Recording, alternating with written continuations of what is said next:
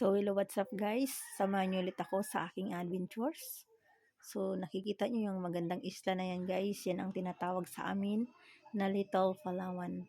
So, umuwi nga pala ako sa amin guys. Dito sa aming isla, sa Dinagat Island. Dito nga to guys, part nga to ng Surigao del Norte. So, parang ngayon guys, bukod na siya sa Surigao del Norte. So, Dinagat Island na lang siya guys. So, isa nga lang to guys sa magagandang beach resort sa aming isla. Ito ay ang Bitaog Island. So, kaganina guys, yung in-upload ko guys ay Pangkawasan Beach Resort naman yung guys. So, pinakita ko lang doon ay ang rock formation na may tubig sa ilalim, yung parang may cave.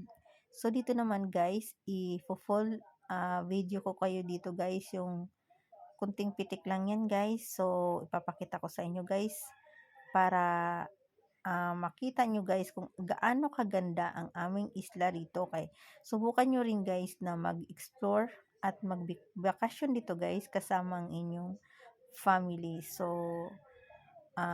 sobrang ganda dito guys. Nakaka-relax. So, yun lang muna guys for today's video. Thank you for watching and don't forget to subscribe.